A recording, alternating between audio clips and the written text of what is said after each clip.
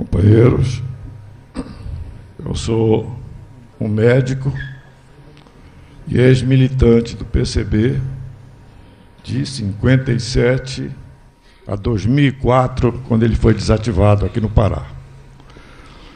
Eu gostaria de aproveitar esta oportunidade para chamar a atenção de dois nomes, de dois dirigentes comunistas que, embora não sendo paraenses, deixaram os seus nomes ligados às lutas populares no Pará. O primeiro deles é um jornalista alagoano chamado Jaime de Amorim Miranda. Jaime Miranda, ele era um dirigente comunista em Alagoas e, perseguido pelo governador Arnon de Melo, pai do Collor de Mello, ele foi mandado aqui para Belém, logo nos primeiros anos da década de 50, bem antes de 64. E aqui ele passou uma temporada, talvez de um ano e meio ou dois, não há precisão quanto a isso, e voltou para Alagoas. Em Alagoas, depois de 64, ele foi preso pela ditadura. E com um ano de prisão, ele apareceu com um câncer na laringe. Foi libertado por um habeas corpus, qualquer coisa desse tipo, e foi para o Rio de Janeiro tratar-se. Do Rio de Janeiro, ele foi enviado para a União Soviética, onde ele foi operado, fez o tratamento e regressou ao Rio. Quando ele regressou ao Rio, o pai e uma irmã de Alagoas foram visitá-los. No dia seguinte, ele saiu para fazer umas compras e até hoje nunca mais apareceu. Correu a história de que ele teria sido preso e jogado de um helicóptero. Mas o Hélio Gaspari, naquele último livro dele, diz que ele foi torturado até a morte em São Paulo. O certo é que esse fim trágico desse companheiro, desse grande companheiro, não está esclarecido, talvez fosse uma das questões que pudesse ser investigada por esta comissão. E o outro nome é de um grande dirigente comunista, um dos maiores que passaram por aqui, chamado Humberto Lucena Lopes. Humberto Lopes era do Ceará, muito ligado a Prestes, diziam até que ele era motorista do Prestes, coisa que eu sou autor de um livro. Descobri que um filho dele me disse, o papai não, que ele guiava tão mal que não dava para ele ser o chofer do Prestes.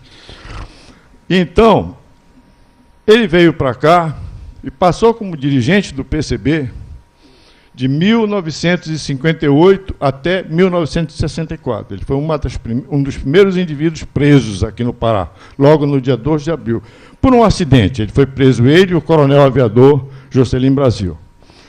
Humberto, ele ficou preso na Ilha Presídio de Cotijuba durante vários meses, depois passou para o quartel da Polícia Militar, aqui na Gaspar Viana, e, por força de um habeas corpus, ele saiu, foi liberado e fugiu.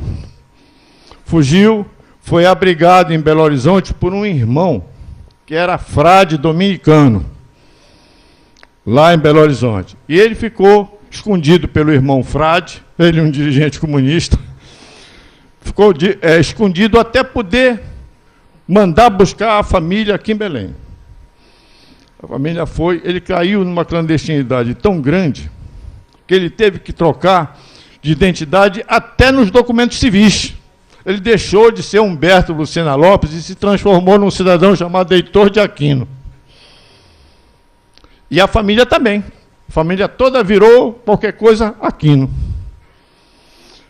Ele, depois, saiu de Belo Horizonte. Ele era um dirigente nacional do PCB, fazia parte do Comitê Central do PCB. Ele foi mandado para o Rio de Janeiro, onde ele trabalhava angariando recursos para o partido, junto com Marco Antônio Coelho, que foi preso e barbaramente torturado. Marco Antônio foi deputado federal pelo aquele partido do Adhemar de Barros, antes disso. Então, Humberto caiu numa clandestinidade tão dura, tão difícil de resistir, e isso aí eu chamo a atenção, que não é apenas os casos de maltratos físicos que aterrorizavam as pessoas, não. As pessoas entravam em estados depressivos, pelo medo da cadeia, pelo medo da prisão de parentes, por perda de emprego, por desemprego, enfim, por todas essas situações psicológicas que podem abater um cidadão normal. Bom, o Humberto, basta dizer que a clandestinidade do Humberto era tão grande que ele foi do Rio de Janeiro, onde ele morava, sem poder falar com ninguém, sem poder trabalhar, tá, vivendo de minguados recursos, na pobreza, na miséria, junto com a família. Ele foi para São Paulo fazer uma operação de catarata, e depois que ele saiu de lá, o casal que o abrigou e que ele não conhecia foi preso, só por ter dado abrigo para ele, que tinha ido fazer uma operação de catarata. O médico com quem ele se consultava no INPS do Rio de Janeiro também foi preso, porque depois foi descoberto que ele dava consulta para Humberto. E Humberto teve o fim trágico, porque foi sem assistência médica, foi acometido de um infarto em residência e não foi socorrido, de maneira que ele faleceu sem assistência médica. E eu registro isso com emoção e com orgulho, porque o Humberto foi um dos maiores dirigentes revolucionários que passaram por esta terra aqui. E foi enterrado não como o grande Humberto Lopes que ele merecia, mas como um cidadão anônimo chamado Heitor de Aquino. E até hoje, a família dele luta para recuperar o nome verdadeiro. Eles fazem questão de ter, porque eles se chamam qualquer coisa de Aquino.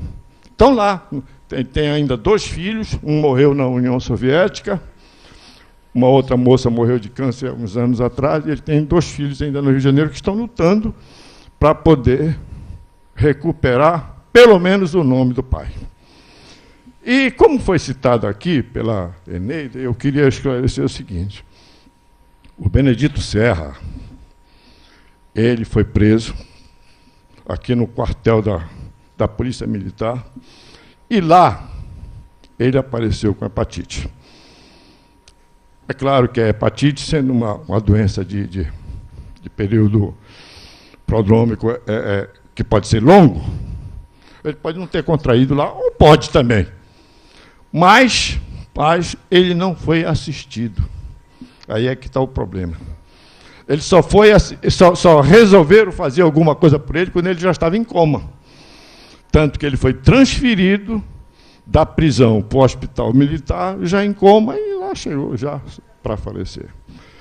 Eu estimo que o trabalho dessa comissão, que é da maior importância para os cidadãos brasileiros que amam a democracia e a liberdade, continue, e devo dizer, mais uma vez, que eu, como médico, tendo tido a oportunidade de atender companheiros que não tinham recursos para atendimento médico durante a ditadura, ou que estavam foragidos, ou que estavam escondidos e que não podiam ser atendidos por qualquer pessoa, compreendi que não era só o pau de arara, a geladeira e outras coisas que abatiam determinadas pessoas, mas o terror psicológico implantado pela ditadura também. Você chegava a encontrar uma pessoa num estado depressivo, porque era difícil conviver com o fato de saber, por exemplo, que tinha um filho ou uma filha preso sendo torturado. Muito obrigado.